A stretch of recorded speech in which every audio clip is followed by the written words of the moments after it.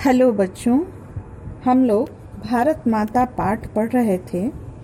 कुछ पंक्तियों को हम लोगों ने पिछली कक्षा में देखा था। आज हम लोग उससे आगे बढ़ेंगे। ध्यान दोगे, किताब सामने रखोगे। 30 कोटि संतान नग्न तन, अर्ध क्षुधित शोषित निरस्त्र जन, मूढ़ असभ्य अशिक्षित निर्धन, नत मस्तक तरुतल निवासिनी। उस समय हमारे देश की जनसंख्या 30 करोड़ थी। तो 30 कोटि, कोटि मतलब करोड़, 30 करोड़ जनसंख्या उस समय देश की थी। और भारत माता अपने उस 30 करोड़ संतान को देख रही है और वह बहुत अपनी संतान की दुखद स्थिति को देखकर, दयनीय स्थिति को देखकर बहुत दुखी है कि उसकी संतान नग्न तन है, उनके शरीर पर वस्त्र नहीं है और वह अर्धक्षुधित है। क्षुधा मतलब भूख, अर्धक्षुधित आधे पेट भूखी रहकर, शोषित है, निरस्त्र है, उसके पास कोई अस्त्र शस्त्र नहीं है ताकि वह शत्रुओं से मुकाबला कर सके। तो वह शोषित है, निरस्त्र है, मूढ़ है, मूढ़ मतलब मूर्ख, असभ्य है, अशिक्षित है, निर्धन है। क्योंकि जब हमारा देश हमारे शासन में नहीं रहता है, जब हम शत्रुओं के अधीन रहते हैं, तो जीवन की सारी विकसित करने वाली परिस्थितियां विपरीत हो जाती हैं और हम विवश रहते हैं अशिक्षित, असभ्य जीवन जीने के लिए। तो वह भारत माता नत मस्तक है, उसका मस्तक झुका हुआ है और तरुतल, तरु मतलब वृक्ष, वृक्ष के नीचे निवास करने के लिए वह मजबूर है, विवश है, क्योंकि उसके घर को शत्रुओं ने छीन लिया है और वह बड़ी दुखी है, बहुत परेशान है। उसके संतान बहुत दुर्व्यवस्था में है और वह कुछ कर नहीं पा रही है। स्वर्ण शस्य पर पदतल लुंठित, धरती सा सहिष्णु मन कुंठित। उसके सोने जैसी फसल, शस्य, शस्य मतलब फसल। हम लोग प्रार्थना करते हैं, वंदे मातरम सुजलाम सुफलाम मलयज शीतलाम शस्य श्यामला, फसलों से हरी भरी। तो यह सोने जैसी फसल जो उसकी धरती पर उगाए जाते हैं, वह पर मतलब पराया, पर मतलब ऊपर, पर मतलब चिड़िया का पंख।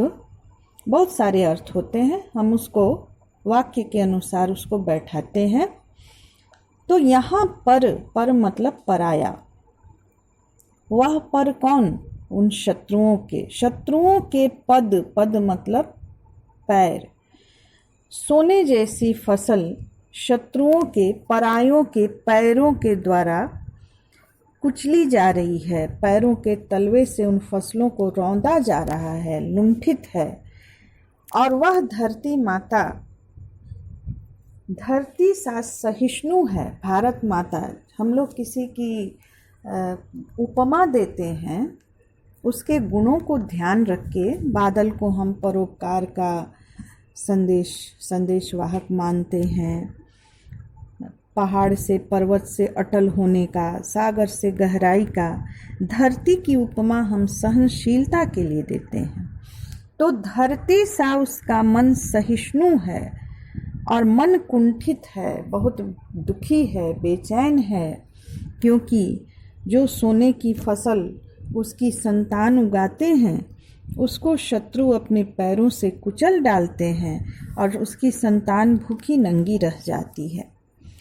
क्रंदन कंपित, वह कांप रही है, वह रो रही है। उसके रोने से, उसके दर्द से आवाज़ तो नहीं हो रही है, लेकिन होठ उसके कांप रहे हैं, क्योंकि वह बहुत पीड़ा में है। उसकी संतान पीड़ित है तो भारत माँ भी पीड़ित है।